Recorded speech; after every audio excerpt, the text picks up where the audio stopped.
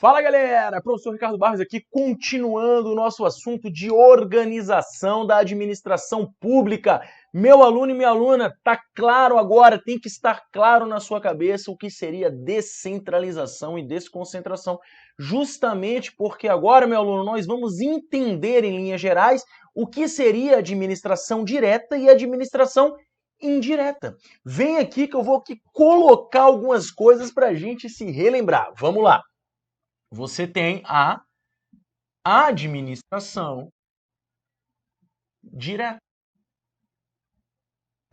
E você também tem a administração indireta.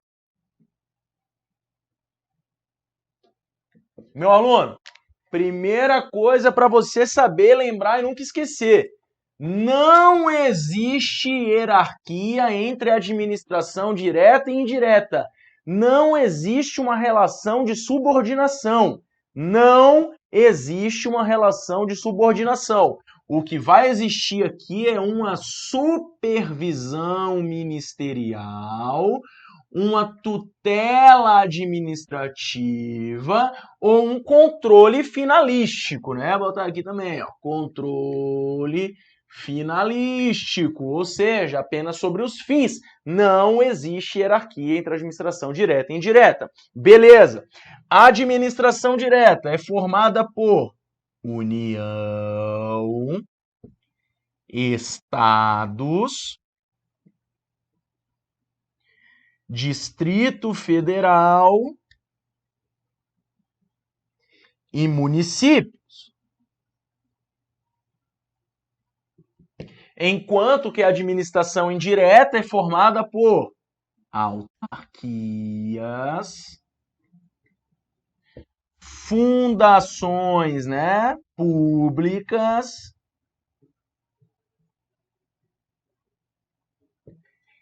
empresa pública, ou para os íntimos EP, e sociedades de economia mista, ou para os íntimos sem, ok? São essas aqui os entes ou entidades que formam a administração pública indireta, beleza? Tranquilo? Show de bola. Meu aluno, uma coisa muito importante que você tem que lembrar é que isso aqui é uma relação taxativa. Como assim, Ricardo, taxativa? Apenas esses entes compõem a administração pública.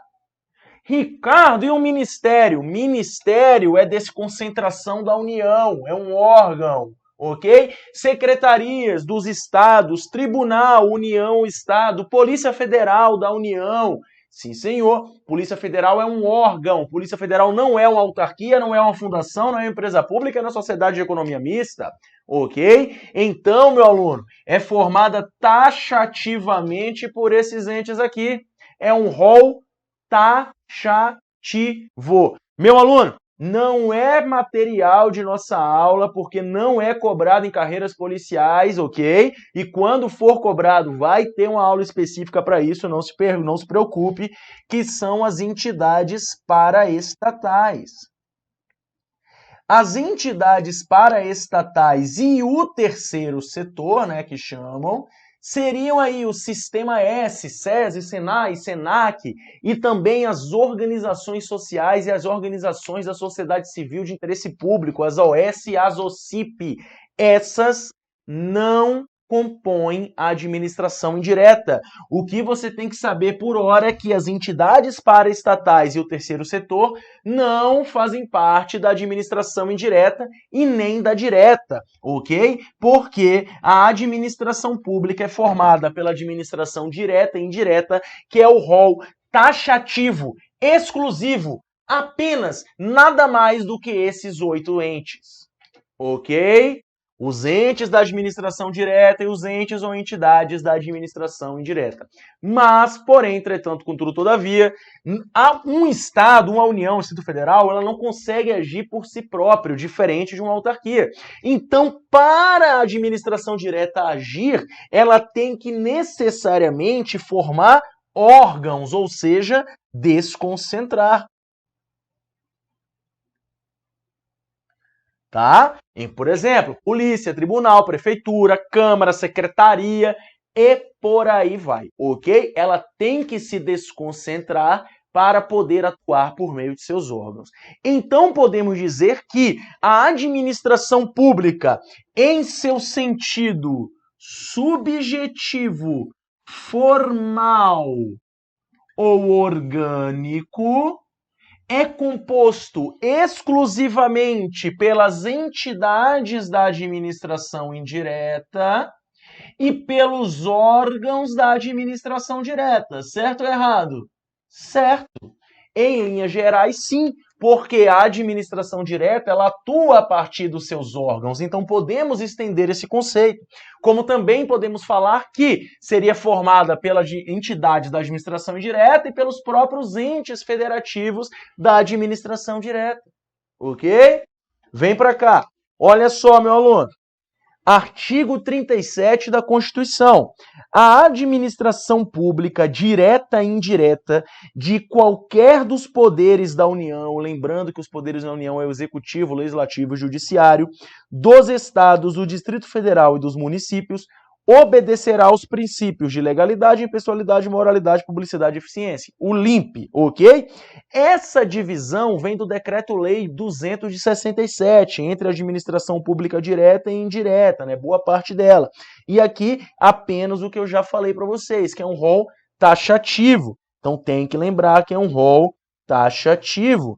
E olha só como caiu na prova. Essa questão aqui é da Polícia Federal de 2018, não me recordo o cargo agora, mas ela caiu na Polícia Federal de 2018. E olha só, sob a perspectiva do critério formal, ou seja, subjetivo, formal e orgânico, adotado pelo Brasil, somente é a administração pública aquilo determinado como tal pelo ordenamento jurídico brasileiro, independentemente da atividade exercida. Vem para cá. Meu aluno, quando nós falamos em critério subjetivo, formal ou orgânico, temos que nos lembrar que também existe o critério objetivo, material e funcional. Este critério, nesse sentido objetivo, material e funcional, se relaciona com as atividades ou funções da administração pública. Então, quando a questão fala que é pelo sentido formal, realmente é desprezando as atividades, ok? Então, nada de novo sobre o sol. Vem para cá.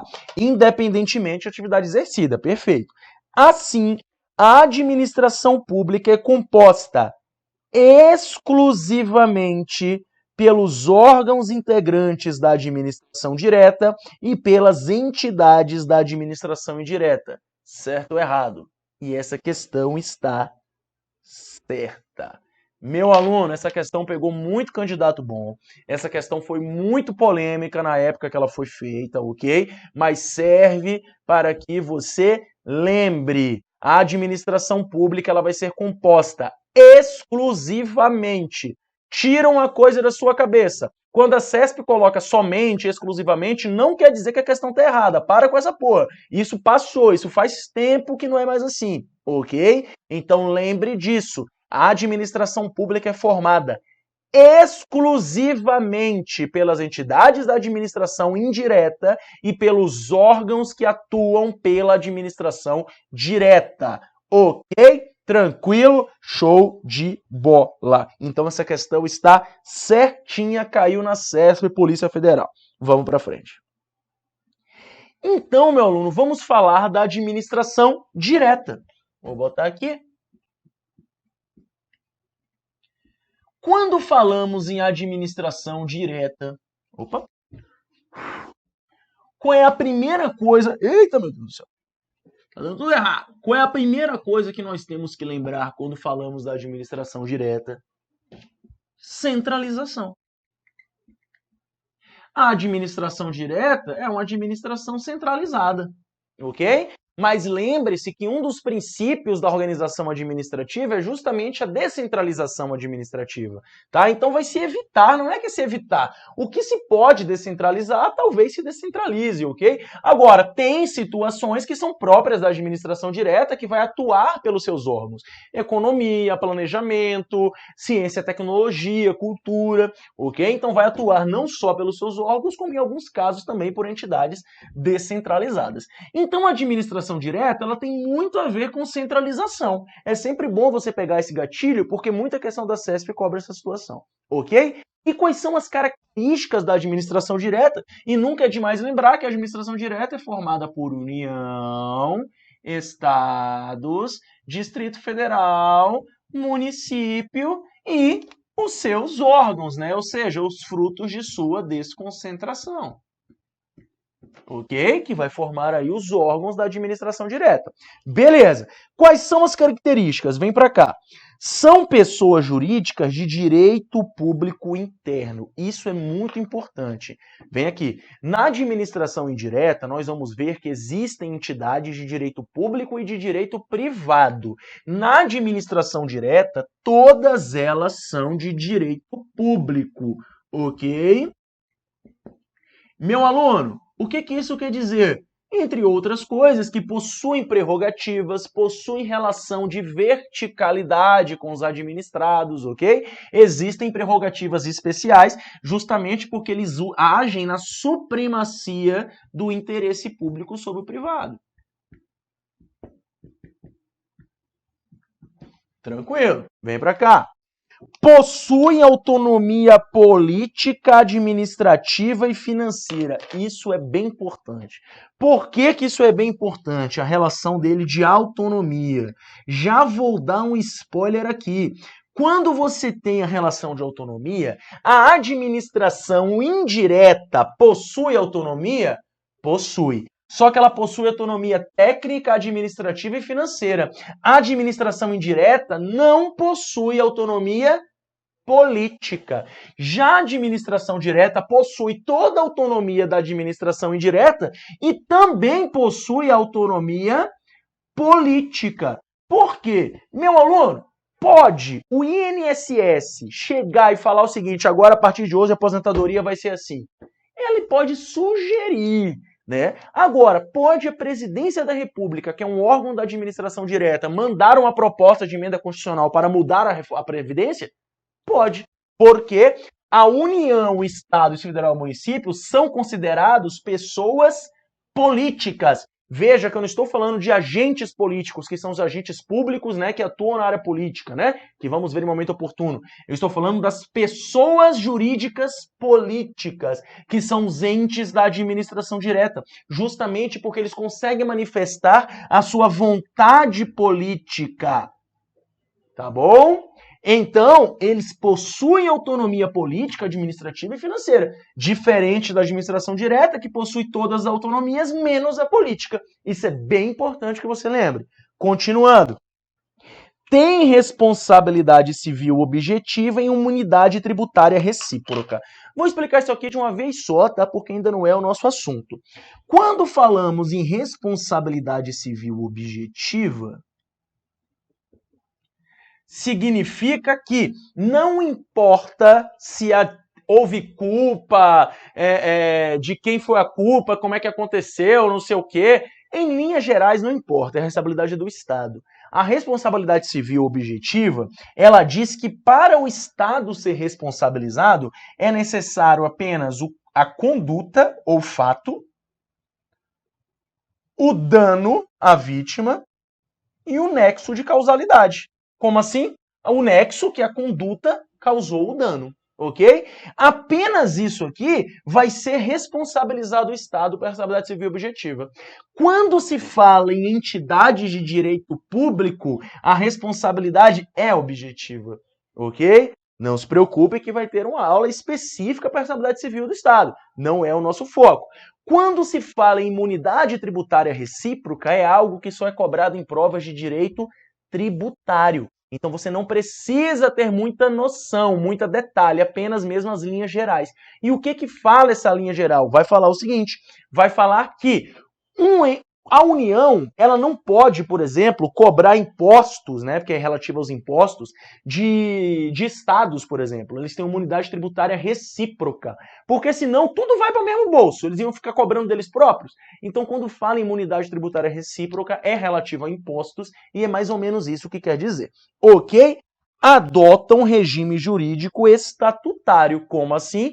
Você entra por concurso público, padrão, e uma vez você trabalhando no ministério ou por cargo comissionado, né, já que os ministros são comissionados, secretários e área, você entra, né, mas é um regime estatutário, e se for para o concurso público terá direito à estabilidade, se for em cargo em comissão, não. Mas não se esqueça que os cargos em comissão também são servidores estatutários. Então, a administração pública direta, ela adota um regime estatutário, né? Um regime jurídico estatutário.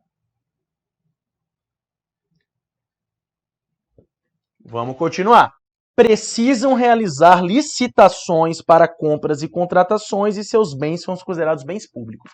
Essa parte da licitação, meu aluno, é muito tranquilo, tá? Qualquer entidade de direito público terá essa obrigatoriedade de licitar, justamente porque eles fazem parte ali da administração pública, eles têm prerrogativas, tá? Eles estão cuidando do dinheiro público, então eles precisam submeter as suas compras e contratações por uma lei, que no caso seria a Lei de Licitações, a Lei 8666 de 93. Então é necessário sim que se licite essa galera, ok? Então precisam realizar licitações normal e seus bens são considerados públicos.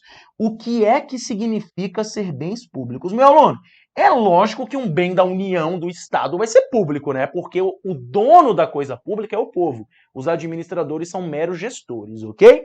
E o que significa bens públicos? Em linhas gerais, um bem ser público significa que ele tem uma inaliabilidade, ele não é alienável, inaliabilidade relativa, tá? No seu material tá escrito certo, é um trava-língua. Ou seja, ele não pode ser vendido ou doado, né? Ou alienado, né? Não pode ser alienado. E por que relativa? Porque com autorização legislativa, né, com uma licitação, com tudo bonitinho, ele pode ser alienado, tá? Então ele é inalienável. Outra situação com bens públicos, ele é imprescritível. Como assim imprescritível? Ele não vai ser sujeito a uso capião, né? Então ele é inalienável, imprescritível e impenhorável. Ou seja, se a administração pública estiver devendo para você, ela não pode penhorar um bem para te pagar, porque os bens são de todo mundo, então ela não pode penhorar um bem para te pagar. Também se fala que os bens públicos são não oneráveis, significa que você não pode colocar obrigações a mais do que deveria nesses bens públicos, tá bom? O que você tem que lembrar para sua prova? Lembra da tríade, é inalienável, imprescritível e impenhorável. Inalienável, imprescritível e impenhorável. Inalienável, imprescritível e impenhorável. Inalienável, imprescritível e impenhorável. Acabou. Os bens públicos guardam essas características, ok? Vamos que vamos. Realizam seus pagamentos por meio de precatórios. Aqui também é um detalhe bem detalhístico. O que isso quer dizer? Se a administração pública ela está te devendo, ela não pode vender um bem para te pagar. Então o que ela vai fazer? Ela vai te pagar por meio de precatórios, que nada mais é do que fazer uma ordem de pagamento cronológica para você ir recebendo da administração pública de maneira parcelada. Precatórios. Enfim, só lembra do seguinte, a administração pública direta ela vai realizar seus pagamentos por meio de precatórios. Ok? Possuem prerrogativas processuais quanto em juízo. Meu aluno, fica aqui. Essas prerrogativas processuais, você só tem que lembrar que elas são o dobro. Isso aqui vai ser muito cobrado em provas de processo civil. Como não é objeto de estudo para vocês, então basta falar que essas prerrogativas processuais são o dobro. O dobro de quê? A administração pública direta ela vai ter o dobro de tempo para recorrer e o dobro de tempo para contestar. Então, é o dobro de tempo para recorrer e o dobro de tempo para contestar. Ok? E, como toda administração pública, submete à tripartição de poderes, né? Executivo, legislativo e judiciário, não tem o que falar. Mais uma vez, volto a falar da hierarquia, porque, vem para cá, quando eu falo em administração direta para administração indireta ou administração direta em qualquer forma de descentralização, não vai existir hierarquia. Mas, quando a União, o Estado, o Distrito Federal e o município desconcentram em seus órgãos, esses órgãos, por serem distribuições internas de competências, eles são, como eu falei, internos. E internamente existe hierarquia. Então existe hierarquia entre quem desconcentrou e os órgãos desconcentrados. Lembrando que a administração indireta também pode desconcentrar e vai ter hierarquia sobre seus órgãos, ok? Da mesma forma. Então, quando se fala em órgão, estamos falando em entes despersonalizados sujeitos à hierarquia. Ok? Em regra geral, porque existem órgãos como os autônomos que eles têm uma hierarquia muito mais diminuta, justamente por eles poderem ser autônomos, como por exemplo o Ministério Público da União. Ok? Vem para cá. Então, não existe hierarquia entre entes da administração direta, porém, existe hierarquia entre o ente e o órgão. Vamos para frente. E quais são as características gerais desses famigerados órgãos públicos? Meu aluno, vamos voltar a falar de órgãos públicos de maneira mais detalhada, então vem comigo. Os órgãos públicos, como eu já falei várias e várias vezes, não possuem personalidade jurídica, ou seja, são despersonalizados. Lembrando que não possuem personalidade jurídica própria, ok? Então eles são despersonalizados. A atuação dos órgãos públicos é imputada à pessoa jurídica que o desconcentrou. Vem para cá. Isso se fala teoria da imputação ou teoria do órgão, que será melhor vista em momento oportuno. Simplesmente é o seguinte, meu aluno. Como o órgão é uma distribuição interna de competências, nós podemos, de certa forma, relacionar um agente público com um órgão, ok? Quando você é um agente da Polícia Federal e você faz uma ação da Polícia Federal e essa ação sai errada, a sociedade, tudo vai falar o quê? Não sei quemzinho errou ou a Polícia Federal errou, ok? Então é isso que fala. Como é que eu posso dizer? A atuação daquele órgão público, daquela desconcentração, daquela atribuição de competência, é imputada ao ente jurídico que desconcentrou esse órgão, ok? Não possuem patrimônio próprio e localizam-se dentro da estrutura de uma pessoa jurídica. Sim, é interno, por isso que existe hierarquia. Você não cria um órgão lá longe, você cria um órgão dentro da sua estrutura interna, beleza? Não possuem patrimônio próprio. Lógico, né, meu aluno? Vem para cá.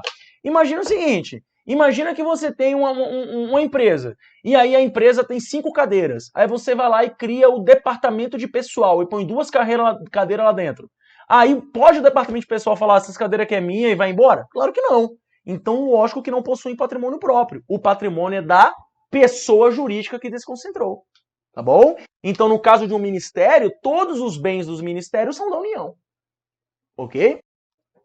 Não possuem capacidade processual. Isso aqui é relativizado, porque apesar de não possuírem capacidade processual, ou seja, não poderem processar ninguém ou ser processados, o STJ entende que alguns órgãos, tá, como os órgãos autônomos, como também, por exemplo, Câmara de Vereadores, entende que eles têm capacidade processual para se defender. Então eles podem se defender. Por exemplo, eu trabalho como analista legislativo dentro de uma Câmara Municipal e existe uma procuradoria jurídica lá que defende o órgão. A Câmara Municipal é um órgão, ok? Então essa capacidade processual, em regra, não existe. Mas, em algumas situações excepcionais, pode os órgãos públicos ter capacidade processual. Tá bom?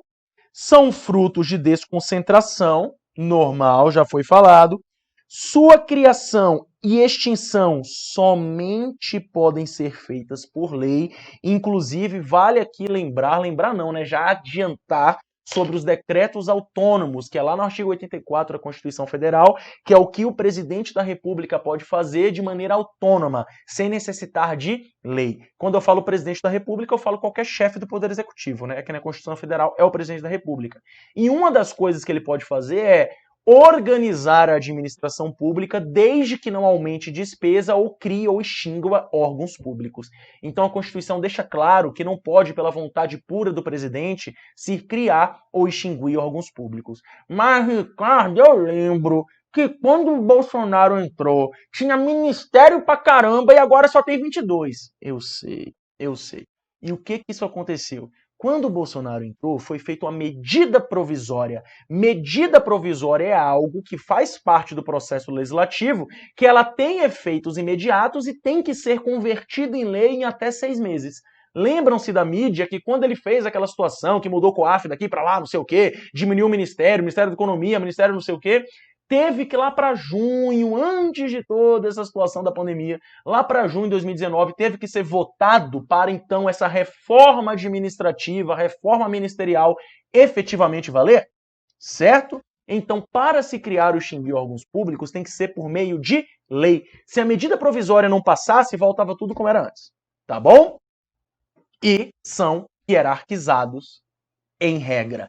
Porque existem aqueles órgãos, né, que são os órgãos autônomos, que eles não possuem uma hierarquia rígida, tá? Eles existem lá, mas eles são órgãos independentes, autônomos, como o Ministério Público da União. Porque se eles fossem hierarquizados, como é que eles iam conseguir cumprir a função deles, que muitas vezes é controlar, de certa forma, a própria União, os estados e por aí vai. Então eles precisam de maior autonomia. Vem pra cá, tá comigo aqui? Então, beleza. Meu aluno, então é isso. Eu espero que você tenha entendido essa parte de administração direta, do que seria um órgão público e tudo isso aqui que eu já expliquei sobre a administração indireta. Porém, meu aluno, órgãos públicos tem muito mais coisa para se falar. Coisinha chata, mas necessária. Então é isso, meu aluno. Muito obrigado por tudo. Nos vemos na próxima. Valeu, falou e até mais.